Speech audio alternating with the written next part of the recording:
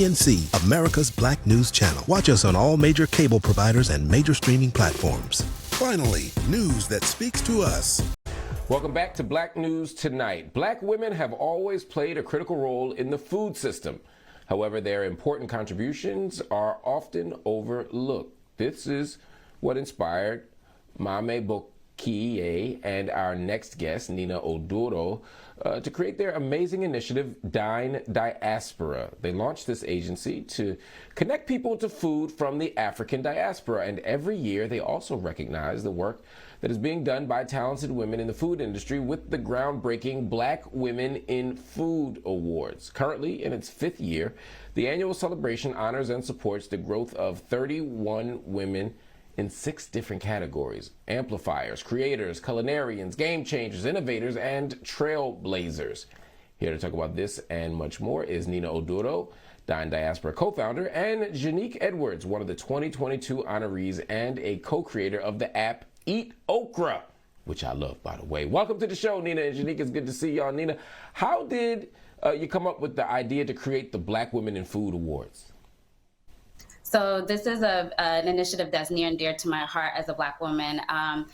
5 years ago, my co-founder and I were working with a lot of talent, chefs in the creative food space, doing a lot of events with companies. And one thing that we began to realize was that it was easier to find male chefs. Male chefs get a lot of amplification, are often hired because they're visible. And so we decided to create this particular awards, not only to honor the contributions of Black women in the food industry, but to enable more people to have access and to find them. Because here we were, working with major companies, but recognizing that not having access to these women, not recognizing them for their contributions, limited their access to opportunities. And so that's really how the initiative came all about, and we've been doing it for 5 years.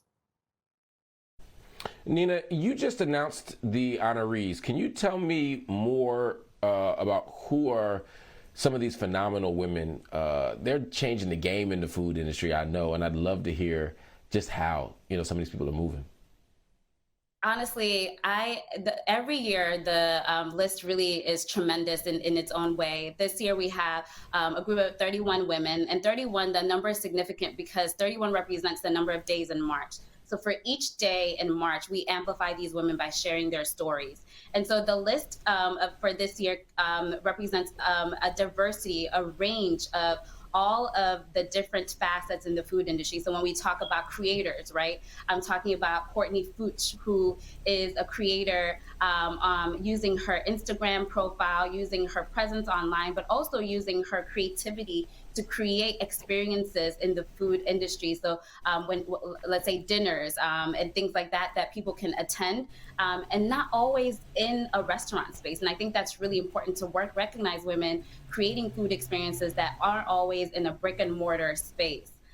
We have Karen Washington, who is a food activist, who really coined the term food apartheid, right? We know that food and access to food is not always something that everyone has access to because of the inequities in our society. So Karen Washington has been doing a lot of work on this, and for her to be able to even coin the term that we use today to describe the disparities and injustices in the food system is really important. And then, of course, we have Janique Edwards here, who is the founder, as you said, of EatOkra, the app that really centers and focuses on Black restaurants in the food space that we all need to find and support, and also spend our dollars there so that they thrive.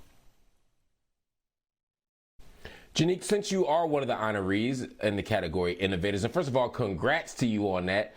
Talk to me about how it feels to be recognized for your work. Thank you, thank you. I mean, it's fantastic. It's super affirming for me, as a first-time entrepreneur, first-time founder of a tech company. So to have this support from your community, it's truly special and inspiring. Now, you have an app, it's called EatOkra, and it seems to be fulfilling a gap that's left by other food apps out there. At least that's what the food streets are telling me. Exactly how does it work and how does it fill a gap? Yeah, so EatOkra it uses geolocation technology to just let you know wherever you are, where the closest Black-owned restaurants are to you. So, if you're somebody who's super curious, you're somebody who wants to support these businesses and make sure that, these businesses stay open, download the app and you can discover them, fairly easily. Wow. Well, look, I want y'all to hang out with me a little bit more because I want to hear more about the upcoming event and more about the amazing things that are happening. Everybody stay with me because we're going to continue the conversation about Dine Diaspora and Black women in the food industry right after this. Welcome back to Black News Tonight. We continue our conversation about Black women in the food industry with Nina Oduro. She's Dine Diaspora co-founder. We're also joined by Janique Edwards, 2022 honoree and co-creator of the app EatOkra. Nina, what are some of the challenges that Black women who work in the food industry usually face? I mean, there's a myriad amount of challenges, and we hear that from many of the women that are honorees. Although they've triumphed, although many of them have amassed a lot of success in their fields, there's still a lot of challenges. One of them, and that we're also trying to solve, is the access to funding, right? So a lot of Black women in food, although they may be entrepreneurs, still need access to robust funding to scale their business, to make sure that their businesses are sustainable over time, and make sure that they are able to basically access the resources that enable them to sustain themselves and their employees, and not just sort of fizzle out over time. We see that many a times, that sustaining a business, especially a new business, over a long term can be very difficult. Another thing that we really want to focus on is the support networks, right? So not having a network of Black women or other women in general, people in the food and beverage industry that can support you and to grow with advice, with mentorship, is really important, as Black women who are face also unique challenges, including racism, including sexism, and the compounded amount of issues that Black women, because of intersectionality, face.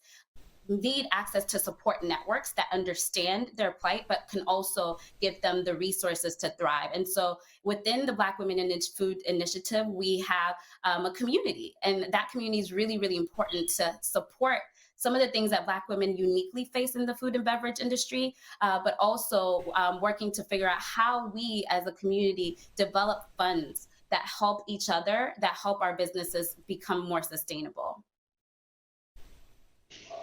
Absolutely. Janique, how long did it take you to launch the app EatOkra? I'm thinking about conception to the final product. And talk to me a little bit about that journey, because I'm thinking about what Nina's talking about, which is not just having great ideas, but having access to resources, support networks, mentoring, all these things are part of the journey. Yeah, so my husband and I actually started EatOkra back in 2016. Really just as a passion project for us, and a way for us to discover and explore, Black-owned businesses here in Brooklyn, which is where we live. And from 2016, my husband's a software developer, so he really was the one that kind of built the app, with me assisting him with, finding those businesses and doing the research to add them to the platform. And so it was about 4 years that we've been working on the app, really not experiencing that much success in terms of downloads. We had, a few spikes here and there, some family and friends who really used it. But it was really in 2020 where we saw a significant increase in the following and people supporting and downloading the app.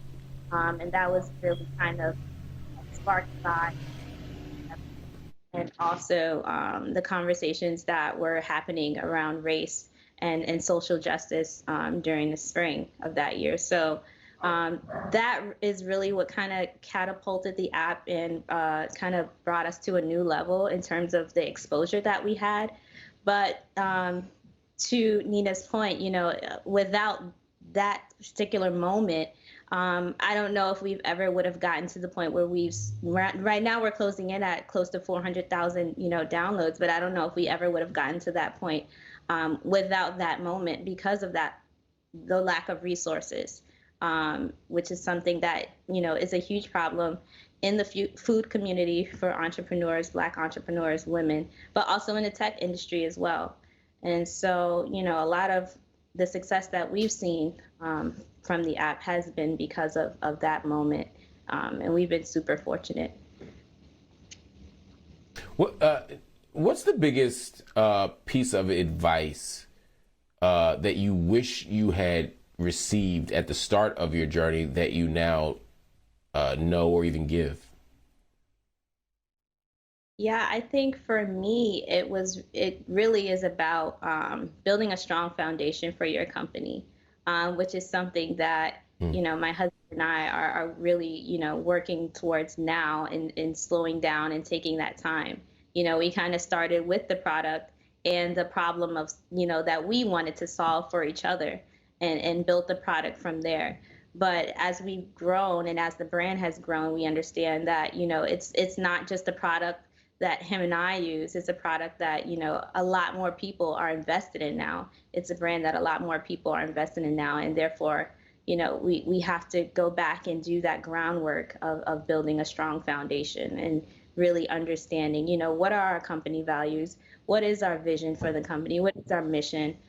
These are things that, you know, we're slowing down now and really kind of exploring. So, Nina, the Black Women in Food Awards, it's not only a recognition, it's also a platform. It helps the awardees to expand and to grow. It creates new possibilities, I think, for women in the industry more broadly. How do you do that? So one factor is that this initiative is not just a 1 month thing. So I know we're all in Women's History Month, and this is the kickoff. This is just the start. So each year it starts off during this month, and I think oftentimes things get relegated to months. We celebrate Black History Month, and the whole world is onto a new month. Well, that's not what this is about. We start here, but then it's a full year's campaign. And so what that means is throughout the year, there'll be events, there'll be opportunities for these women to get amplified through events showcasing themselves, to be in media interviews where they can share their work and get access to more customers and a bigger audience. And then there's also a grant series that we're launching where the women that can apply to receive funds to grow their businesses. Small grants, yet it may have an impact on one or more businesses to begin with. So this is a ladder, right? So you don't just get one thing and then you're gone. It is truly a community. And I think one thing I want to emphasize is the community element. You may have opportunities here and there, but there is nothing like a group of people that understand your needs, that are ready to support and can take you to the next level with whatever they have. And that's the community we have amongst the Black women in food. And so Janique and others join a network of women that they can reach out to at any time and say, hey, I'm a Black woman in food honoree. Let's get together and let's talk. And that to me is the beauty of connecting people and letting them be the resources to each other, because only one award cannot solve all the world's problems, but people can connect and then deliver to solve each other's needs. And that's so important, and that's why you all are connected. You're based in DC, but you're connected to an entire diaspora of amazing, brilliant, wonderful people, our people. But your commitment to uplifting women is so powerful, it's so honorable, it's so beautiful, it's so inspirational. I want to thank you for doing it. I want to thank you all for hanging out with me at Black News Tonight. And Janique, again, congrats on everything, including this honor. Everybody, make sure you check out the great work done by Dine Diaspora on their website. You can go to dinediaspora.com. You can also go to blackwomeninfood.org.